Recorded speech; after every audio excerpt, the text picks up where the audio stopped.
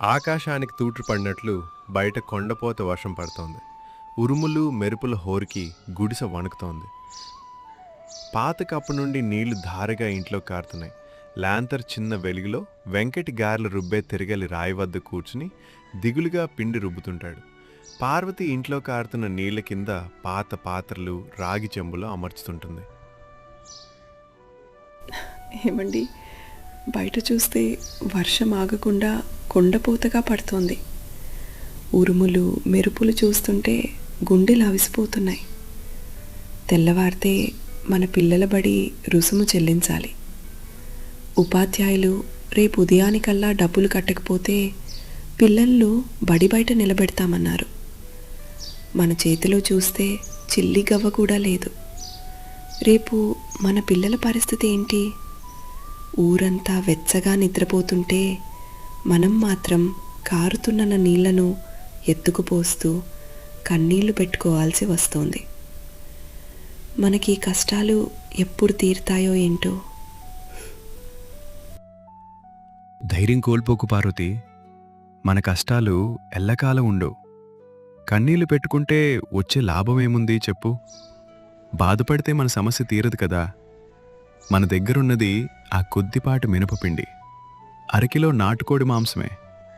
రేపు వేకుజామునే లేచి మన పాత బండిపైనే వేడివేడిగా మిరపకాయ గారెలు, కారంగా నాటుకోడి కూర వండి అమ్ముతాను. మన కష్టాన్ని శ్రమను ఆ భగవంతుడు చూస్తూనే ఉంటాడు. ఏదో ఒక దారి చూపించకపోతాడా? మీరు చెప్పేది బానే ఉందండి, కానీ ఈ కుండపోత వర్షంలో అసలు జనాలు బయటికి వస్తారా చెప్పండి? ఊర్లో అందరూ ఇళ్లలోనే ముసుగుతందన్ని ఉండిపోతారు. చిన్న వాన చుక్క పడితేనే జనాలు బండి దగ్గరకు రారు. అలాంటిది ఈ రాకాసి వర్షంలో మన కొట్టు దగ్గరకు ఎవరు వస్తారు? ఒకవేళ ఏ ఒక్కరూ రాకపోతే ఈ సరుకులన్నీ వృధా అయిపోతాయి కదా. అప్పు చేసి తెచ్చిన ఈ సరుకుల భారం కూడా మన తలమీద పడుతుంది. అప్పుడు పిల్లల బడి రుసుము సంగతి అటుంచి తిండికి కూడా అల్లాడాల్సి వస్తుంది. ఉన్న డబ్బులన్నీ సరుకులకే పెట్టేస్తే రేపు పొద్దున మనం ఏం తినాలి? వర్షాన్ని చూసి భయపడి ఇంట్లో కూర్చుంటే బడి రుసుము ఎవరు కడతారు పార్వతి? నా పిల్లల చదువు, వాళ్ల భవిష్యత్తు కంటే నాకు ఈ వర్షం పెద్దదేమీ కాదు. మన కష్టమే మన బలం.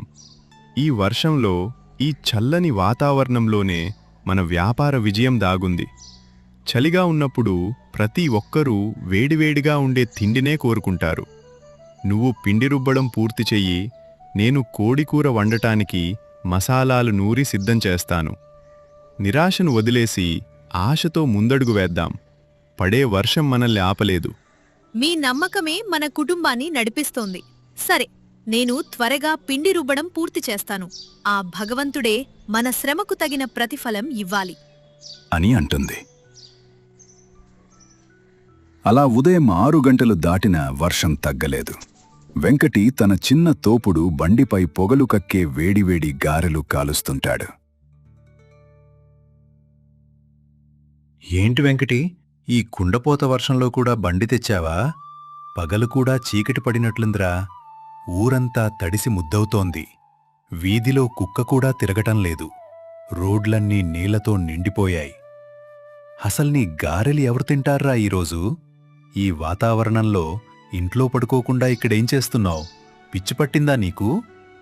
పిల్లల బడి రుసుము కట్టాలి సూరి. ఇంట్లో కూర్చుంటే కడుపు నిండదు కదా. పిల్లల చదువు ఆగకూడదని ఈ సాహసం చేశాను. ఈ వర్షంలో, ఈ చలికి వేడివేడి మిరపకాయ గారే, ఘాటైన కోడికూర తింటే ఎంత బావుంటుంది చెప్పు.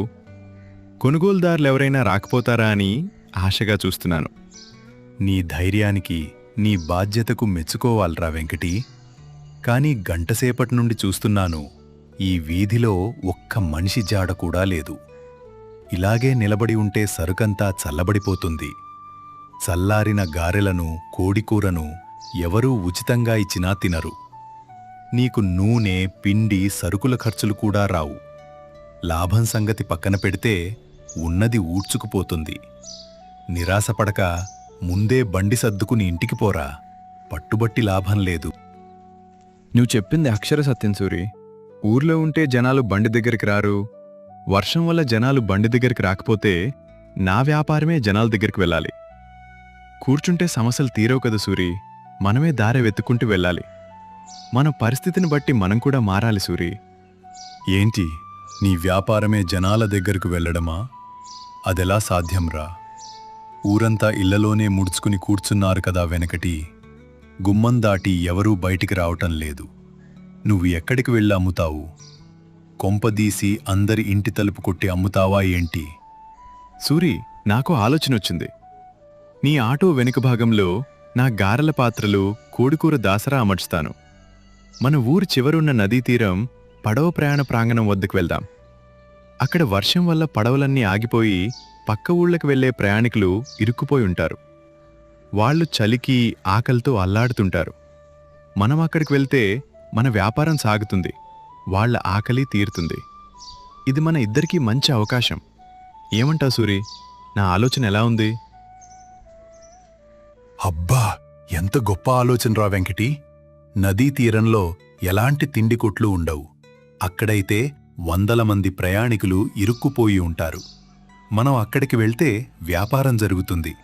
అరే వెంకటి, నీ వ్యాపార తెలివికి నా జోహార్లురా. పద, ఆలస్యం చేయకుండా ఆటోలో సరుకులెక్కించు. మనం సమయం వృధా చేయకూడదు అని ఆటోలో అన్నీ ఎక్కించి సూరి ఆటో వేగంగా అక్కడికి చేరుకుంటుంది.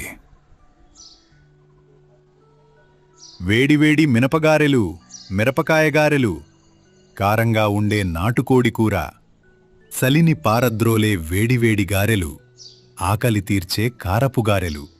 రండి అయ్యలారా, రండి అమ్మలారా, వచ్చి మీ ఆకలిని తీర్చుకోండి అని గట్టిగట్టిగా అరుస్తూ ఉంటాడు వెంకటి. ఏ కుర్రాడా, నిజమే చెప్తున్నాను. ఈ కుండపోత వర్షంలో ఈ నదీ తీరానికి ఆహారం తెచ్చావా? నిజంగా దేవుడిలా వచ్చావయ్యా. ఉదయం నుండి పడవలు రాక చలికి ప్రాణాలు పోతున్నాయి. కనీసం మంచి నీళ్లు లేదా టీ కూడా దొరికే దారి లేదు. ఇక్కడ తిండి తెచ్చి మా ప్రాణాలు కాపాడావు. మీ ఆలోచనకు దండం పెట్టాలి. నమస్కారం అయ్యా. ఇదిగోండి, విస్తరాకు తీసుకోండి. పొగలు కక్కే వేడివేడి మిరపకాయ గారెలు, మినపగారెలు, దానిపై ఘాటైన నాటుకోడి కూర, రసం. రుచి చూడండి, చలి కోల్పోతుంది. ఆహా, ఎంత అద్భుతమైన రుచి! ఈ వర్షానికి, ఈ చలిగాలికి ఈ వేడి గారె, కారం కోడి కూర అమృతంలా ఉందయ్యా. ఒంటికి వేడి, కడుపునకు నిండిన భావన కలుగుతోంది. ప్రయాణికులారా, ఇటు రండి. ఇక్కడ వేడివేడి తిండి ఉంది. మన ఆకలి తీరే దారి దొరికింది అని అంటాడు. రామయ్య మాట వినగానే ప్రయాణికులందరూ ఉత్సాహంగా ఆటో చుట్టూ గుమిగూడుతారు. ఒకరినొకరు నెట్టుకుంటూ గారెలు కొనుగోలు చేస్తారు. వెంకటి వేడివేడి గారెలు వడ్డిస్తుంటే సూరి కోడికూర రసం విస్తరాకుల్లో పోస్తుంటాడు. గారెల సువాసనకు ప్రయాణికులు వరుసలో నిలబడతారు. కేవలం అరగంటలోనే పాత్రలన్నీ పూర్తిగా ఖాళీ అయిపోతాయి. వెంకటి, ఈరోజు వర్షం వల్ల ప్రయాణం ఆగిపోయి మేమందరం ఆకలితో అల్లాడిపోయేవాళ్ళం. జనాలు నీ దగ్గరకు రాకుండా ఉంటే నీ తెలివితేటలతో ఆహారాన్ని ఇక్కడికి తెచ్చి అందరి ఆకలి తీర్చావు. నీ శ్రమ, నీ సమయస్ఫూర్తి నాకు ఎంతగానో నచ్చాయి. వ్యాపారం అంటే కేవలం వస్తువులు అమ్మడం కాదు, సమయాన్ని బట్టి అవసరాన్ని గుర్తించడం. ఆ నైపుణ్యం నీలో పుష్కలంగా ఉంది. ధన్యవాదాలయ్యా. నా పిల్లల బడి రుసుము కట్టాలనే బాధ్యత, నా కుటుంబ పరిస్థితే నన్ను ఈ వర్షంలో కూడా వెనకడుగు వేయకుండా తెలివిగా ముందడుగు వేసేలా చేసింది. కష్టం వచ్చినప్పుడు భయపడితే లాభం లేదని భావించాను. ఏదీ ఊరికే రాదు కదా అయ్యా. వెంకటి, నాకు పట్టణంలో చాలా పెద్ద భోజనశాల ఉంది. దానికి ప్రతిరోజు ఉదయాన్నే ఇలాంటి రుచికరమైన గారెలు, నాటుకోడి కూర అందించే కాంట్రాక్ట్ నీకే ఇస్తున్నాను. కావాల్సిన పెట్టుబడి అంతా నేనే ముందస్తుగా ఇస్తాను. నీ కష్టానికి, మీ తెలివికి తగిన ప్రతిఫలం దక్కాల్సిందే. ఇకపై నువ్వు రోజువారీ కష్టాలు పడనవసరం లేదు. సరేనయ్యా. వెంకటి, విన్నావా? నీ తెలివైన నిర్ణయం నీ జీవితాన్నే మార్చేసిందిరా. మన కష్టానికి తగిన ఫలితం దక్కింది. పెద్ద భోజనశాల కాంట్రాక్ట్ అంటే సామాన్యమైన విషయం కాదురా. ఇక నీ రోజులు మారినట్లే. సాయంత్రం వేళ వర్షం తగ్గింది. వెంకటి సూకటి సూరి ఇంటికి తిరిగి వస్తారు. వెంకటి చేతిలో వ్యాపారం ద్వారా వచ్చిన డబ్బులతో పాటు రామయ్య ఇచ్చిన ముందస్తు పెట్టుబడి డబ్బుల సంచి ఉంటుంది. పార్వతి కంగారుగా తలుపు తీసి ఎదురొస్తుంది. ఏమండి, ఏమైంది? ఈ వర్షంలో సరుకంతా ఏమైంది? ఏమైనా నష్టమొచ్చిందా?